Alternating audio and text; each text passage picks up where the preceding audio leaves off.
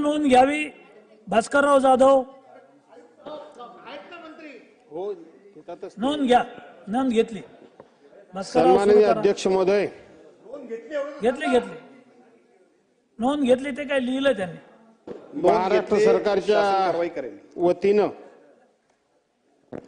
या ठिकाणी 2025-2026 करता म्हणून जो अर्थसंकल्प या सभागृहाच्या मान्यतेकरता म्हणून या ठिकाणी राज्याचे उपमुख्यमंत्री आणि अर्थमंत्री माननीय अजितदादा यांनी ठेवलेला आहे, त्या अर्थसंकल्पावर मी माझे विचार व्यक्त करण्याकरता म्हणून या ठिकाणी उभा आहे.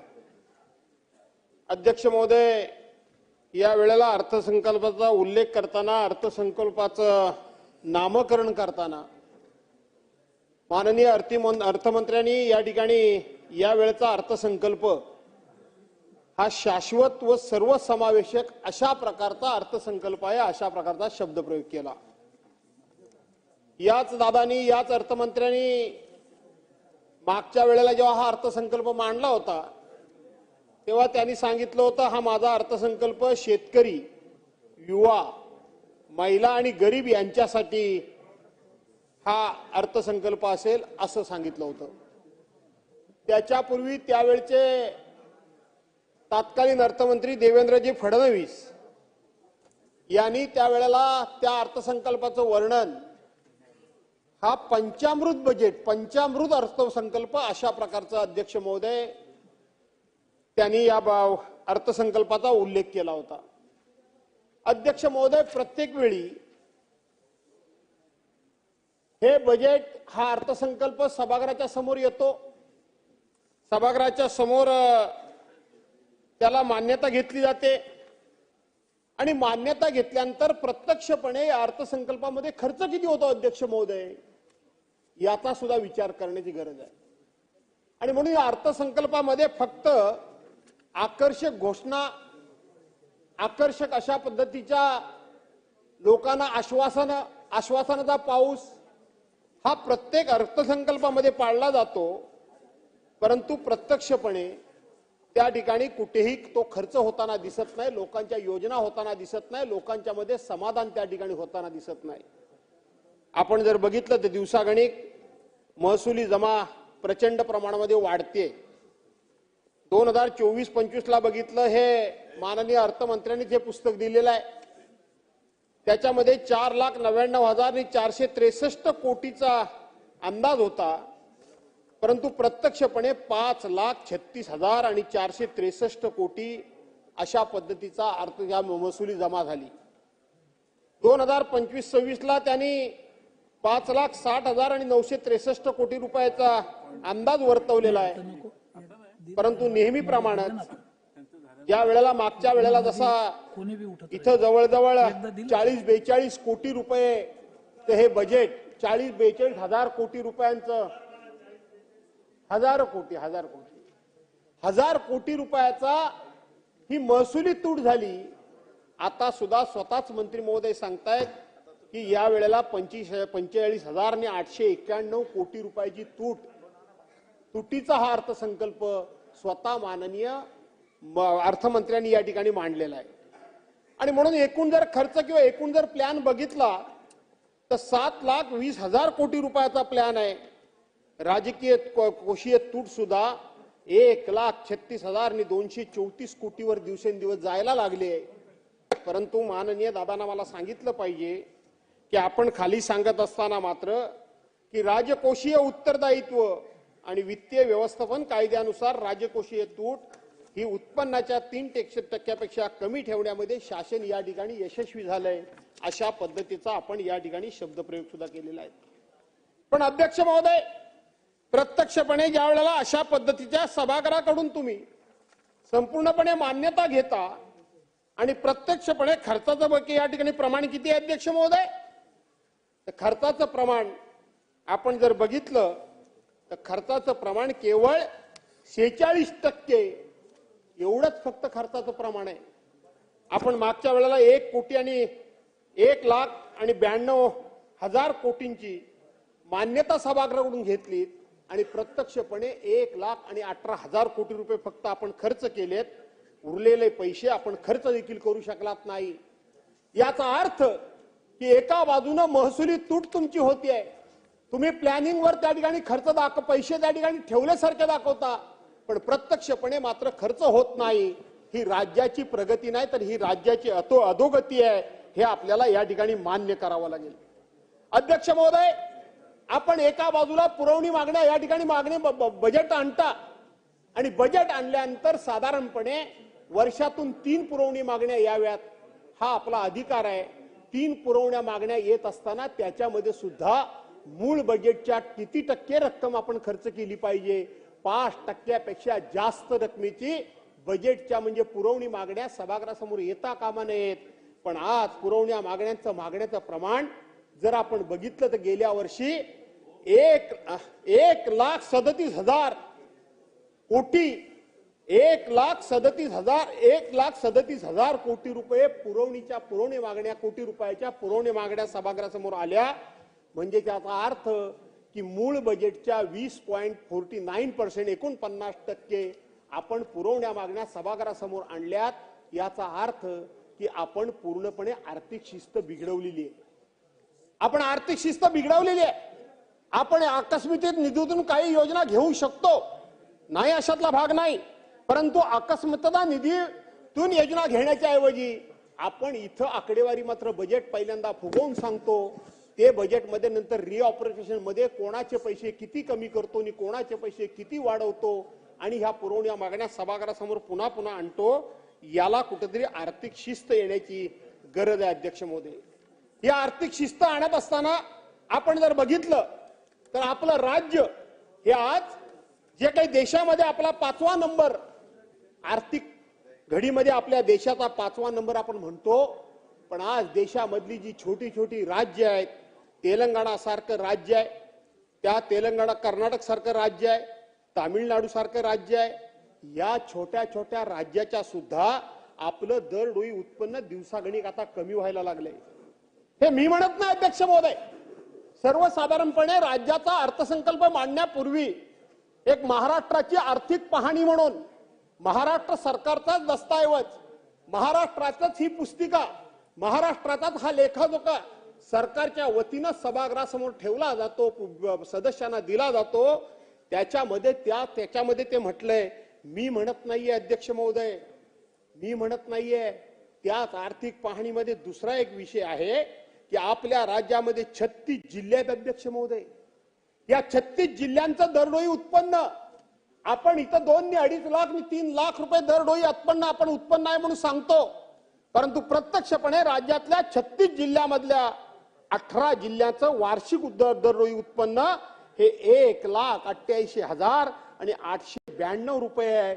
म्हणजे राष्ट्रीय सरासरी जी आपली जी ठरवून दिलेली आहे त्या निकषापेक्षा सुद्धा 36 जिल्ह्यांपैकी 18 जिल्ह्याची आपली वार्षिक दरडोई उत्पन्नाची घसरण दिवसांदिवस होत चाललेली आहे. याची सुद्धा सरकारने नोंद घेण्याची गरज आहे.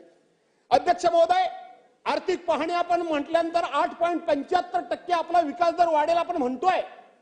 हा विकास दर वाढत असताना राज्याचा विकास दर, राज्याचं दरडोई उत्पन्न 3 बाबींवर काढलं जातं अध्यक्ष महोदय. 1 उद्योग, 2 शेती आणि 3 सेवा कर.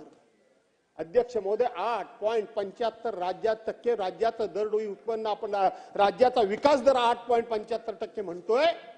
त्याला कारण फक्त आणि फक्त एकच आहे की यंदा 116% पाऊस पडला, शेतकऱ्यांचं अतिशय चांगल्या प्रकारचं पीक आलं.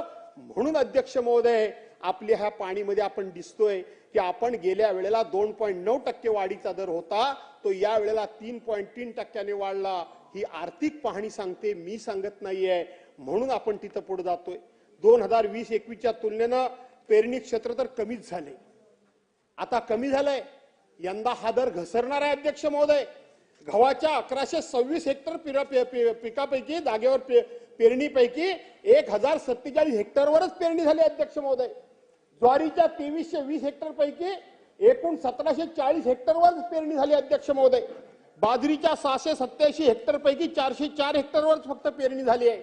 तृणधान्याच्या 7079 हेक्टरवरून आपण 6368 हेक्टरवर आलोय. सर्व कडधान्य 4595 हेक्टरवरून आपण 4,450 हेक्टरवर आलोय.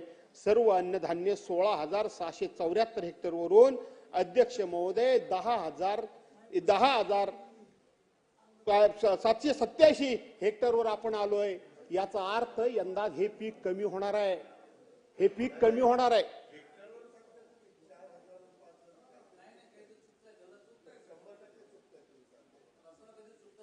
एक मिनिट.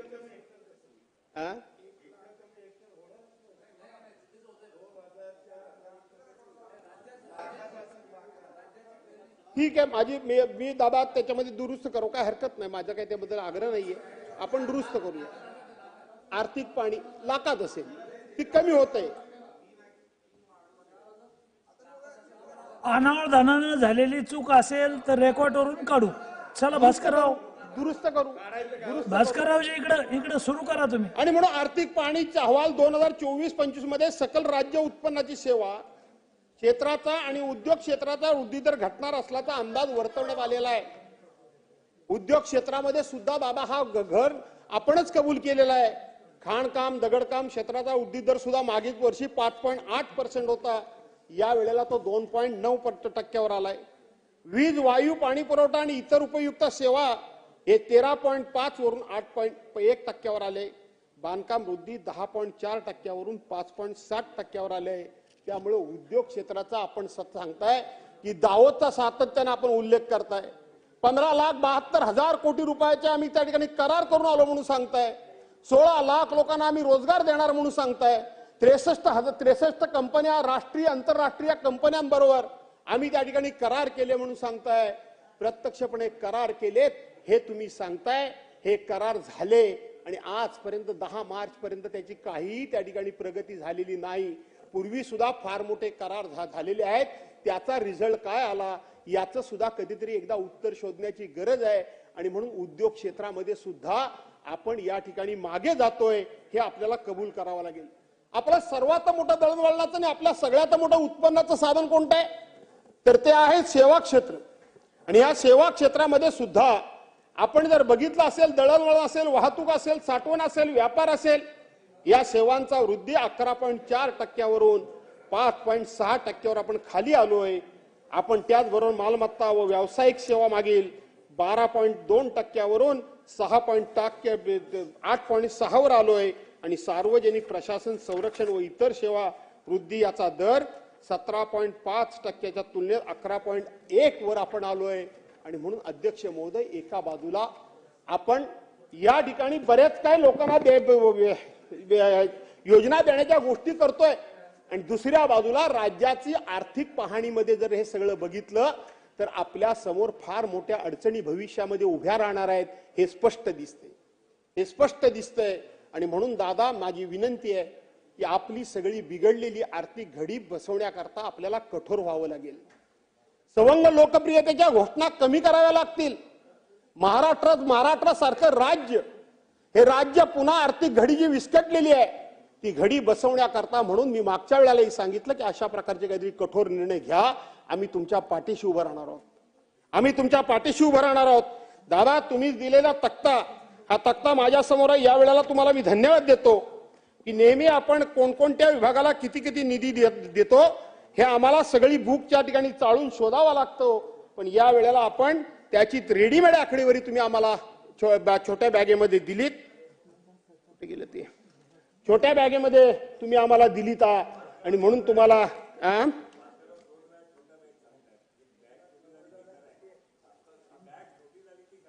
बॅग छोटी झाली, खरंय. आणि म्हणून त्याच्यामध्ये तुम्ही आम्हाला आकडेवाऱ्या दिल्यात दादा. या बॅग छोटी झाली, खरीच गोष्ट आहे.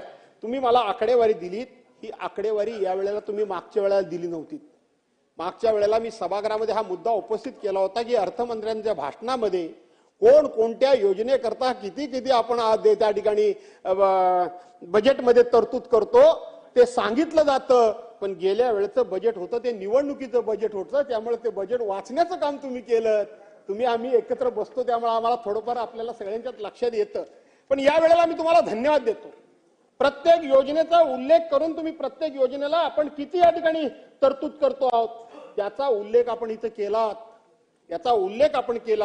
आणि म्हणून हा सगळा जर आपण एकंदरीत बघितलं तर या वेळेला 7,02,000 कोटी रुपयाचं बजेट तुम्ही मांडलं. 7,20,000 कोटी रुपयाचं 7,20,000 कोटीचं बजेट आपण मांडलं दादा. परंतु योजनेवर खर्च किती होणार आहे? भारित आणि दत्तमत्त हे काय आहेच त्याच्यामध्ये, परंतु योजनेवर खर्च किती होणार आहे? तर 1,90,242 कोटी रुपये फक्त खर्च होणार आहे.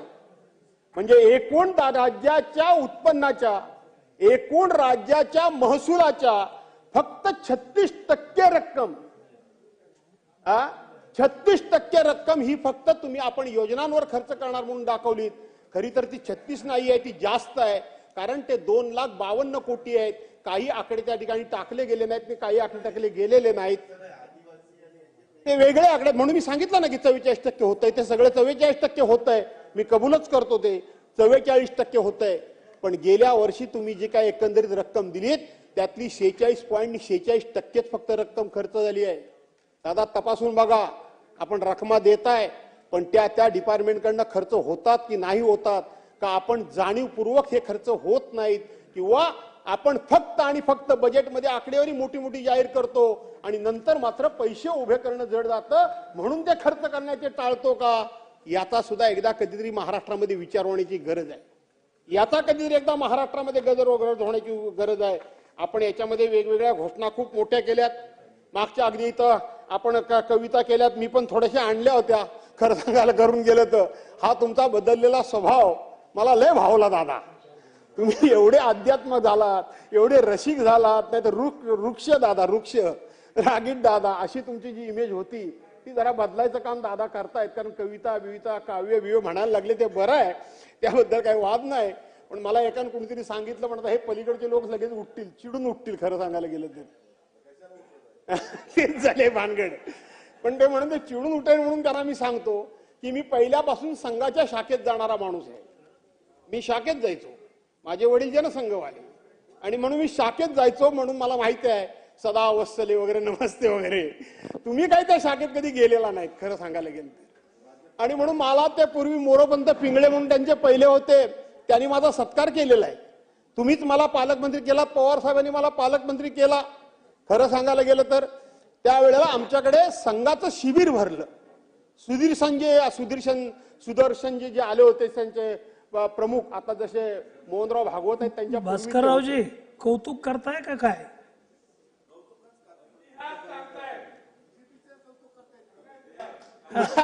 मला गंमत दादाच म्हणलं, काही बोलायला गेलं तरी माझ्याबद्दल शंका वाटते लोकांना. या काय कळत नाही मला. दादाच म्हणतो मी, कौतुक करता का ते सांगतो ना पुढे दादांना. आणि म्हणून अध्यक्ष महोदय ते आले होते त्यावेळेला मी पालकमंत्री होतो आणि मी लालदेवाची गाडी घेऊन गेलो त्यांच्या स्वागताला. आता ते थोडंसं तुम्हाला माहित आहे राजकीय काय ते, मी राष्ट्रवादीचा होतो पालकमंत्री. मला विचारणा झाली की तुम्ही कसं काय गेलात? अरे म्हटलं कसं काय गेलो म्हणजे काय, आपल्याकडे एवढा मोठा राष्ट्रीय स्वयंसेवक संघाचं शिबिर होत आहे, देशाचे ते प्रमुख आहेत, आपण सगळ्यांचं स्वागत करतो. आपण त्यांचं स्वागत केलं तर बिघडलं कुठे? आपण बिघडलं कुठे? आपण केलं पाहिजे. विचारांशी फारकत असू शकते, मतभेद असू शकतात, विचार मान्य नसू शकतात, परंतु ते बघितले पाहिजेत, ते ऐकले पाहिजेत. आत्मसात करायचे, घ्यायचे नाही घ्यायचे तर आपला भाग आहे. आणि म्हणून माझ्या पक्षाने सुद्धा तेव्हा मान्यता दिली. पण दादा हा विशाल दृष्टिकोन आपला.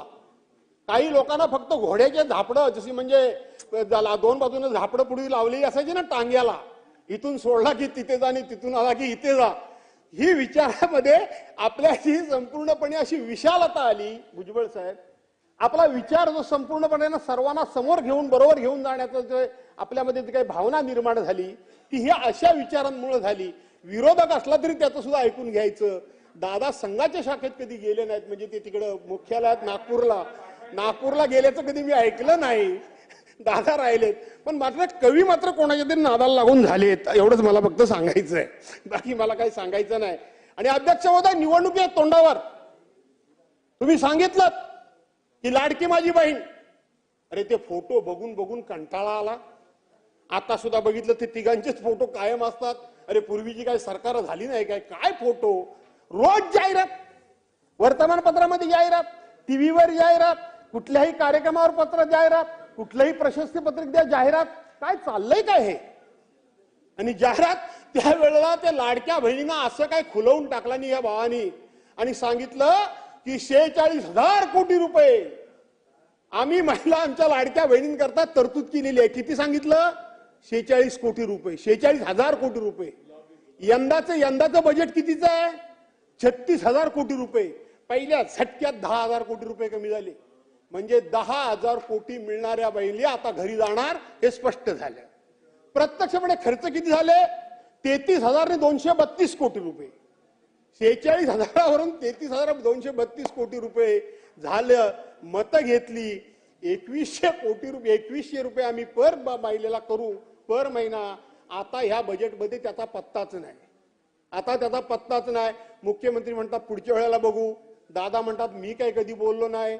एकनाथराव म्हणतात मीच फक्त बोललो, आता मीच एकटा काय करू. हे दोघे एक मतानं झाले तर अशी अवस्था बहुतेक झाली आहे. अध्यक्ष महोदय, आमच्या आदितीताई बसल्या तिथं मंत्री महोदया, 2,53,000 2 कोटी आणि 53 लाख महिलांचं आपण त्या ठिकाणी 2 कोटी 53 लाख महिला ह्या त्याच्या लाभार्थी त्यावेळेला तुम्ही जाहीर केल्यात. आता तुम्ही ती स्क्रुटिनी करताय आणि स्क्रुटिनी करून त्यातल्या पहिल्या 2.5 लाखाची बातमी आली, आता 7.5 लाखाची बातमी आली. हळूहळू 10 लाख महिलांना तुम्ही कमी करणार आहात. आता करणार आहात मला वाटतं आता 50 लाख महिलांना यातून कमी करणार आहात. निवडणुकीकरता बहिणींना कशाला फसवलं? अधिगिडं जावं तिकडे दादा तुमचे फोटो. मला लाडका भाऊ म्हणा, मला लाडका भाऊ म्हणा, मला लाडका भाऊ म्हणा आणि मग त्याच्या पुढे आदितीताईचे फोटो. ते जाऊ दे 3 भाऊ, मला लाडकी बहीण म्हणा, कारण माझं खातं आहे. नाही ते ठीक आहे. जी गुलाबी जॅकेटवर टीका काही लोकांनी केली ती मलाही आवडली नाही. खरं सांगायला गेलं तर त्यांनी शिवलं त्यांच्या पद्धतीने. बिघडलं काय? काहीच बिघडलं नाही. त्यांचं काम झालं, आता त्यांनी काढून टाकलं.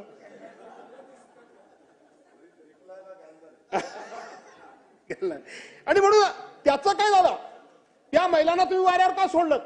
तुमच्या जाहीरनाम्यामध्ये, भारतीय जनता पार्टीच्या जाहीरनाम्यामध्ये शेतकऱ्यांचं कर्ज माफ करू म्हणून तुम्ही जाहीरनामा लोकांना दिलात.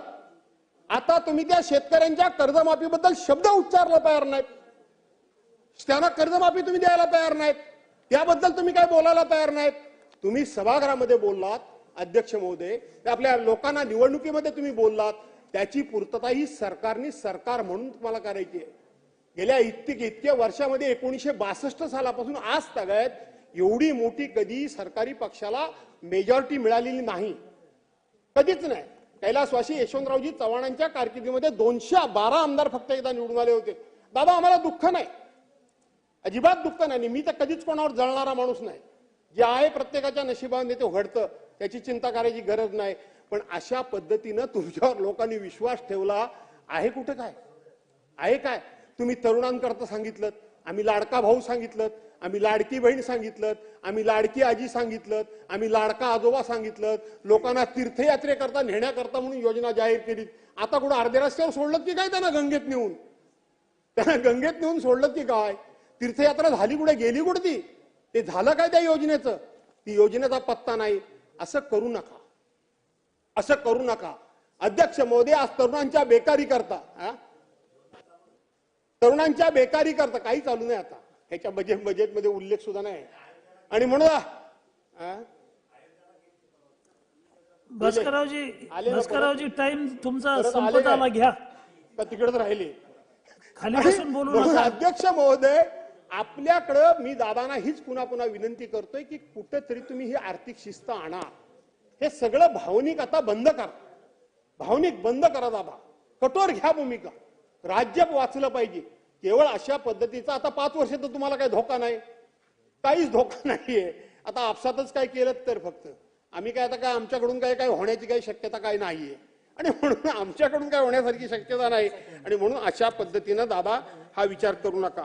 दादा दुसरी गोष्ट तुम्ही या ठिकाणी सांगितलं की 2 रेल्वे स्टेशन जोडण्याकरता म्हणून, मेट्रो स्टेशन जोडण्याकरता म्हणून आम्ही त्या ठिकाणी सरकार मार्ग बांधणार. सगळे विमानतळ हे एका तुम्ही खासगी विकासकाला देता, अदानी सारख्या माणसाला सगळे विमानतळ देता आणि त्या 2 विमानतळाला जोडण्याकरता म्हणून त्या ठिकाणी मेट्रो रेल तयार करणं किंवा त्याला त्या ठिकाणी कनेक्टिव्हिटी तयार करणं ही जबाबदारी शासनाची का सरकारची का? ज्यांना हे विमानतळ दिलेले आहेत त्यांची ही जबाबदारी आहे दादा. आपण त्यांना कशा करता तयार करून द्यायचं? उद्या तो उद्या म्हणेल की मला मेट्रोचा मार्गिका टाकून द्या, लाईन टाकून द्या, तो ट्रॅक आम्हाला टाकून द्या. आपण त्यांना देणार आहोत का? त्यांना आपण देणार आहोत का? आणि म्हणून ही जबाबदारी सरकारनं आपण कशा करता घ्यायची याचा सुद्धा विचार हा सरकारने त्या ठिकाणी करण्याची गरज आहे. अध्यक्ष महोदय, आपण जर बघितलं तर इथं इतक्या मोठ्या योजना सगळ्या तयार करून ठेवलेल्या आहेत. एकच उदाहरण तुम्हाला मी सांगतो की इथं महिलांकरता 36,000 कोटी रुपये आम्ही देणार म्हणून सांगतात आणि प्रत्यक्षपणे सरकारचं महिला 25 मिनिटं झालीत. पाठीमागच्याला मग 2-2 मिनिटातच बोलावं लागतं.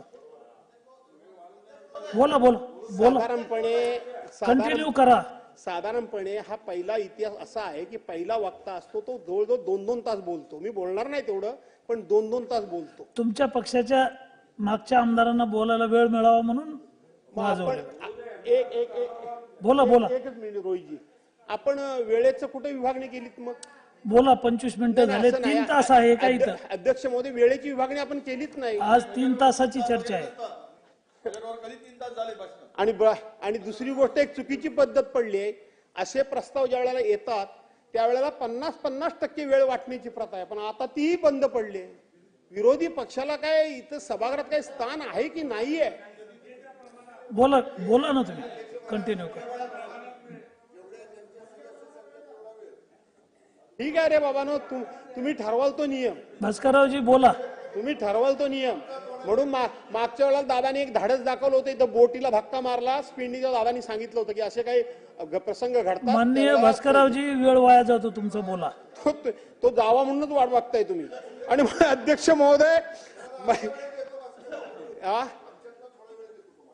फक्त वेळच देत आहे का आणखी काय तुमच्यातलं देत आहे? आणि म्हणून महिला बाल विकास अध्यक्ष महोदय, महिला बाल विकास करता म्हणून इथं 36,000 कोटी रुपयाची आपण तरतूद केलेली आहे, म्हणजे केलेली आहे. पण प्रत्यक्षपणे म्हणजे ह्याला लाडक्या बहिणींकरता 36,000 कोटी रुपये आपण देणार म्हणून सांगितलं. आणि आपण प्रत्यक्षपणे तरतूद किती आहे बजेटमध्ये? 31,907 कोटी रुपये. म्हणजे 31,907 कोटी रुपये महिला बाल कल्याण विकासाकरता संपूर्णपणे तरतूद, आणि त्यातले 36,000 कोटी रुपये लाडक्या बहिणींना देणार. हे कसं काय गणित तुम्ही बसवणार ते तुम्हालाच माहिती. क्रीडा विभागाला आपण फक्त 537 कोटी रुपये फक्त दिले आहेत दादा. आपण म्हणाल की मी पुरवणी मागण्यामध्ये करणार आहे. अध्यक्ष महोदय, क्रीडा विभागाला फक्त 537 कोटी, एवढा दमदार माणूस, सगळ्यात चांगला वागणारा माणूस, कधीही कोणाशी वाईट न मागणारा माणूस, खरा खेळ खेळणारा माणूस, त्याला 537 कोटी रुपये. त्याने एवढा चांगला खेळ खेळला खेडमध्ये, इंदापूरमध्ये आपण बघताय, आणि त्याला विचारला फक्त 537 कोटी. आपण दुग्ध व्यवसायामध्ये फक्त 5 कोटी रुपये, दुग्ध व्यवसायाला फक्त 5 कोटी रुपये. हे आपलं दाबा आपण दिलेली आकडेवारी आहे, मी घेतलेली नाही.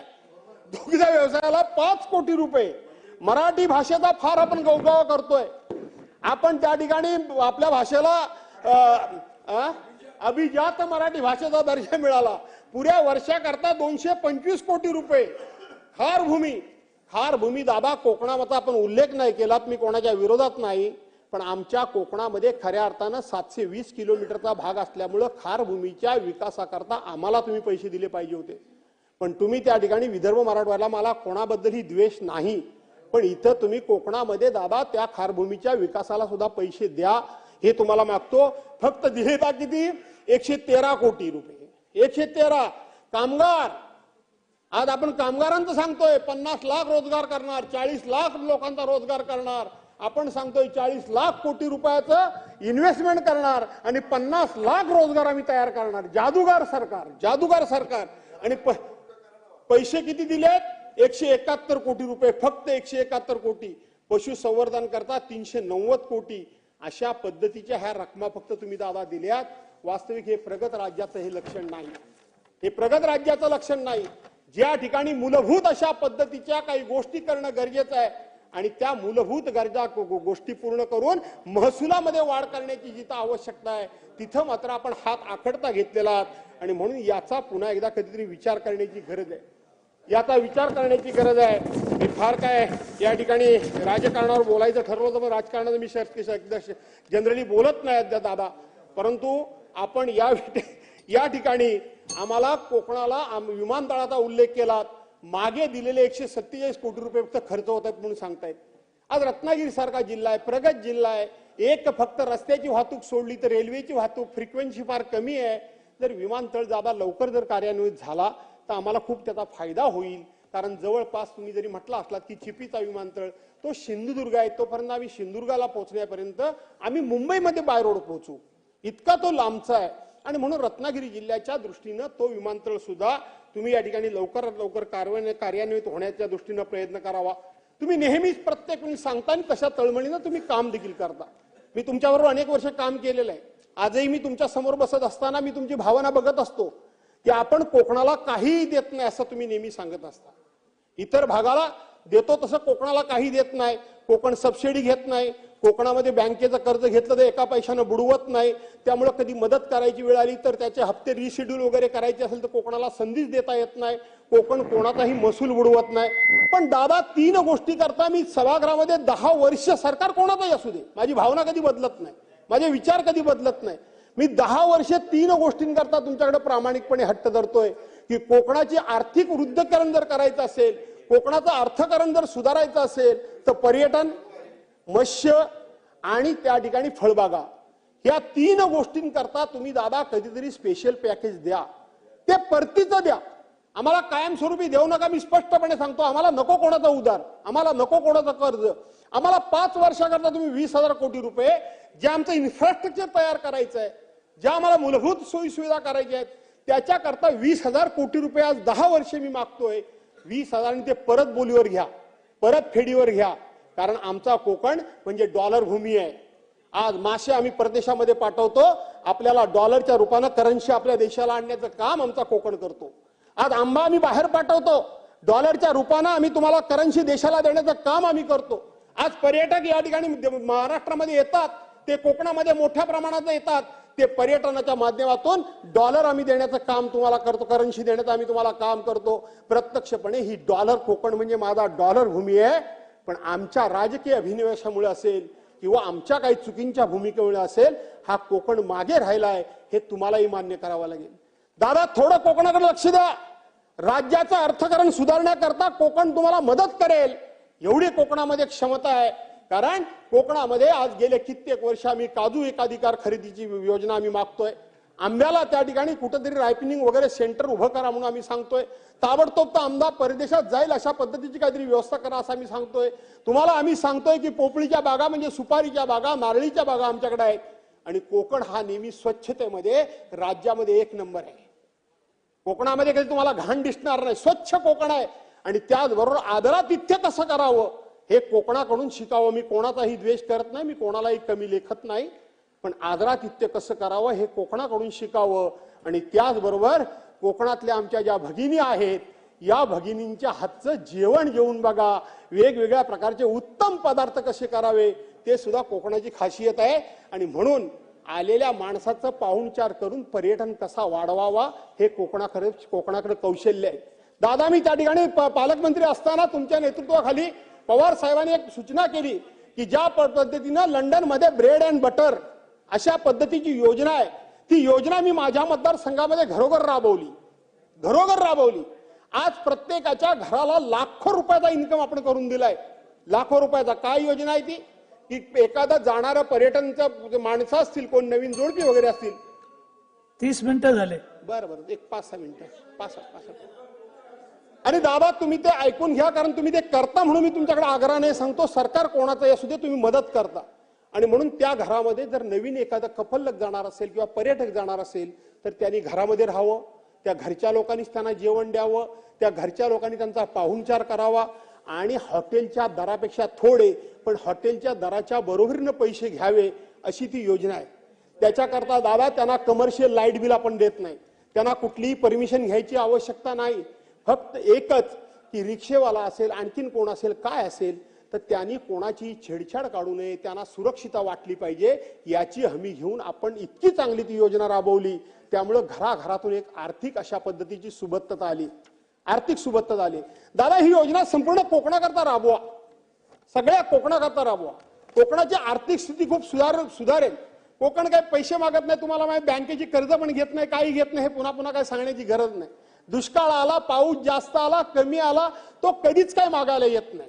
झालं ते आपल्या नशिबान झालं असं म्हणतो. 2021चा महापूर तुम्ही बघितलात, अख्खं कोकण उद्ध्वस्त झालं, चिपळूण उद्ध्वस्त झालं, महाड उद्ध्वस्त झालं, खेड उद्ध्वस्त झालं. कोणी 1 रुपया मागायला आला नाही. आपल्या नशिबान झालं, आपल्या नशिबान झालं, कामाला लागले सगळे. आणि म्हणून याला मदत करा आणि आर्थिकदृष्ट्या त्याला सक्षम करा, अशा प्रकारची विनंती करतो. मासेमारी करता मदत करा ही तुम्हाला विनंती त्या ठिकाणी करतो.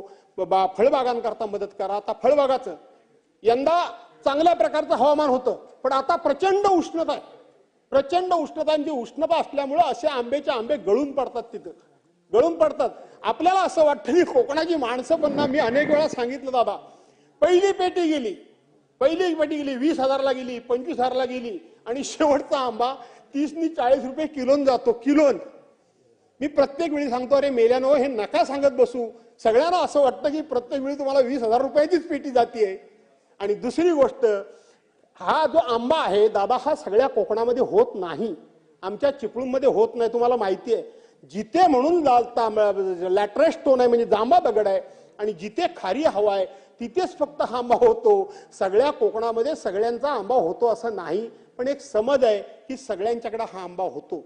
आणि म्हणून त्याच्यावर सुद्धा एकदा कधीतरी विचार करा, एकदा बैठक तुम्ही लावा, चांगले एक्सपर्ट कोणतरी बोलवा, आपण त्याच्यावर चर्चा करू आणि त्याच्यावर मात करू, अशा प्रकारची विनंती करतो.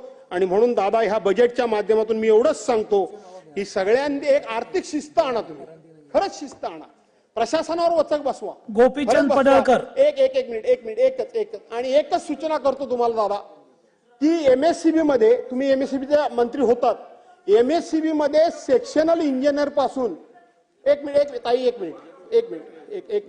एमएससीबी मध्ये जो सेक्शनल इंजिनियर खालचा छोटा इंजिनियर असतो, त्याचा जो राहुल आहेर, अरे राहुल आहेर, आमदार राहुल आहेर. एक मिनिट, मी शेवटची सूचना करतोय. अहो 32 मिनिटं झाली. हो बाबा, शेवटची सूचना करतो, ऐका. मागच्या लोकांना वेळ मिळाला पाहिजे ना. तर दादा, त्या एमएससीबी मध्ये जो ज्युनियर इंजिनियर असतो, त्याचा फोन नंबर जो असतो, तो सीईचा पण फोन नंबर एकच असतो. आता लँडलाईन संपले, ऐका जरा एक मिनिट अध्यक्ष महोदय, एक मिनिट ऐका जरा. आता लँडलाईन संपलेत, आणि म्हणून कुठेही त्यांना ट्रेस करायचा असेल तर त्या नंबरवर आपल्याला कुठेही ट्रेस करतो, कारण त्याची बदली झाली तरी नंबर तिथेच राहतो तो. तशाच पद्धतीनं राज्यातल्या सगळ्या खात्यामध्ये पोलीस स्टेशन असेल, बीडीओ असेल, तहसीलदार असेल, यांच्या कलेक्टर पर्यंतचे नंबर जर तेच ठेवलेत, अधिकारी बदलला तरी नंबर तेच, तर लोकांना संपर्काला खूप चांगलं जाईल. कारण आता लँडलाईन हा विषय संपून गेलेला आहे, आणि म्हणून अधिकाऱ्यांना ट्रेस. अध्यक्ष महोदय,